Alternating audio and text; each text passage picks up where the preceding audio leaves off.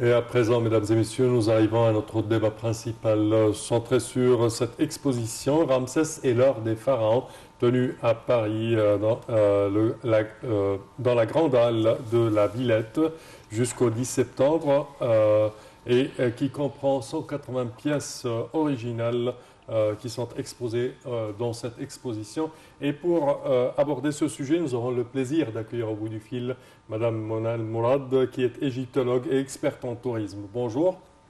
Bonjour Samar, comment allez-vous? Ça va, merci. Alors, bonjour.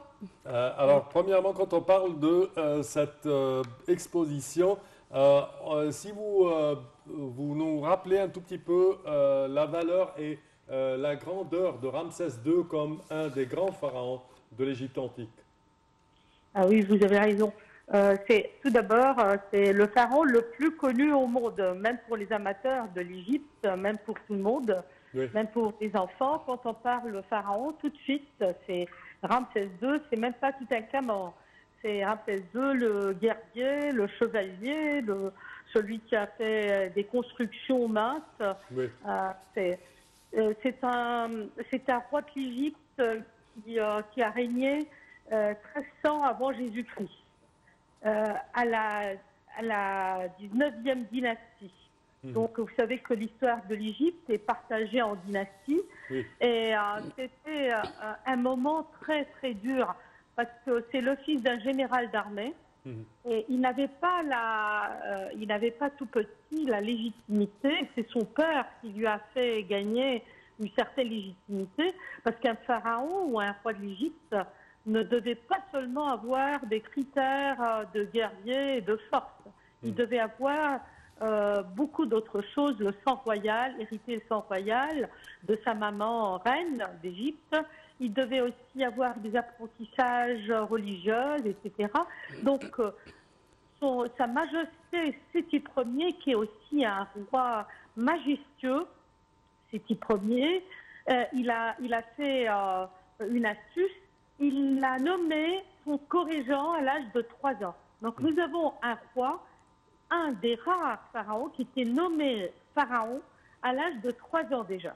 Donc, il était le représentant d'Horus sur Terre. Donc, tout ce qu'il a acquis pendant son apprentissage d'enfance, d'adolescence, de jeunesse, etc., c'était pour devenir pharaon. Et comme vous le savez peut-être aussi, qu'un pharaon avait une vocation de maintenir deux choses, maintenir la loi de Maët sur Terre et d'éviter tout ce qui est le mal, c'est-à-dire éviter la guerre. Donc, on préparait le pharaon à être un guerrier pour éviter tout ce qui est le mal, c'est-à-dire l'intervention des autres pour attaquer la terre égyptienne, oui. Et appliquer Maët, appliquer la bonté, la paix, la joie et aussi la prospérité. Le pharaon Ramsès II, c'est un grand constructeur en même temps. Donc, il n'était pas seulement véridiquement guerrier au début de ses rangées de guerre, pendant la guerre de Kadesh, qui est une des plus célèbres guerres de notre histoire ancienne, avec les Hittites. C'est pas seulement le pharaon qui a signé le premier traité de paix dans l'histoire de l'humanité, avec aussi son équivalent, son confrère hittite, en 1260, et avant Jésus-Christ toujours, et aussi commémoré dans le temple d'Abou Simbel, mais il nous a livré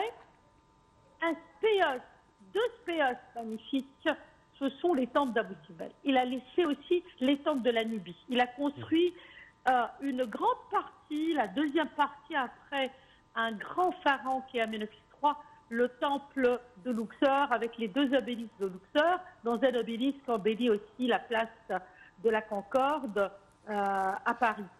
Il a construit une grande partie du temple de Karnak. Partout, il y a ses œuvres. À Tanis, toute la ville de Tanis, la ville de Pyramsès à son nom. À Memphis, on trouve ses œuvres. Partout où vous allez, vous trouvez les traces de Sa Majesté Ramsès II. On a vu un succès immense concernant l'exposition de Toutankhamon qui a eu lieu l'année dernière en France et aux États-Unis. Est-ce qu'on s'attend au même succès pour cette collection de Ramsès II?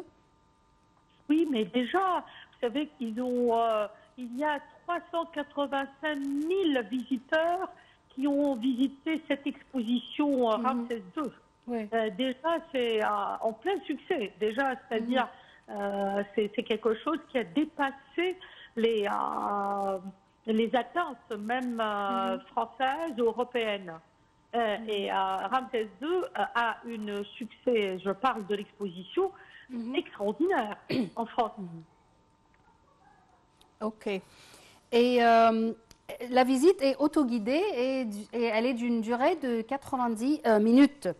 Quand est-ce qu'on verra de telles expositions en Égypte? Qu'est-ce qui nous manque? Ah, ça c'est une belle question et ça c'est un espoir. Moi je me demande aussi comme vous, pourquoi au lieu d'abandonner, c'est-à-dire nos palais magnifiques, pourquoi qu'elles ne soient pas des résidences d'exposés pareils, que ce soit le Barentin, que ce soit Abdine, que ce soit Ratissine, que ce soit n'importe quel palais en Égypte, ça peut être la maison des expositions comme ce que font les Français dans leurs bâtiments magnifiques. Oui. Pourquoi on n'arrive pas à faire des expositions dans ce genre pour aussi faire un calendrier très soutenu depuis le début de l'année et attirer aussi les gens pour venir. C'est-à-dire, étant que si je n'étais pas égyptienne, je suis étrangère, je peux composer tout mon séjour pour assister à des expositions pareilles, que ce soit au Caire ou à Alexandrie, ou dans une ville comme Bani Suef, ou dans les autres villes de l'Égypte, Luxor notamment, etc.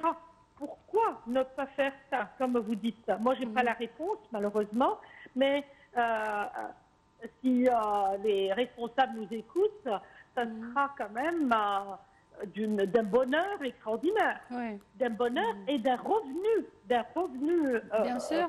pour l'Égypte aussi assez considérable. On se pose de cette question tout le temps, pourquoi on n'arrive pas à faire ça? Et figurez-vous, nous sommes le seul pays au monde qui arrive à faire partir ces monuments ailleurs. Nous sommes le seul pays au monde. Moi, je ne le vois pas péjoratif. Je ne le dis pas pour dire que c'est péjoratif. Au contraire, ce sont nos ambassadeurs. Ça parle de l'Égypte. Ça peut faire rêver les autres pour venir en Égypte.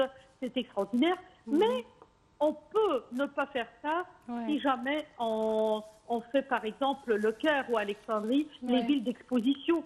Ça peut attirer une ville qui n'a pas le même charme, qui n'a pas les mêmes richesses. On peut la transformer à une ville de charme par les expositions et des musées à ciel ouvert. On a de quoi à faire ça. Vous avez raison. Parfait. Madame Manal Mourad, nous tenons à vous remercier de vos explications. Merci à vous. Ce fut un plaisir comme d'habitude. Je répète que vous êtes égyptologue et experte en tourisme. Merci à vous. Chers téléspectateurs, malheureusement, notre temps arrive à bout au terme de cette édition. Je tiens à vous remercier d'avoir été des nôtres et je tiens également à remercier ma collègue Yara.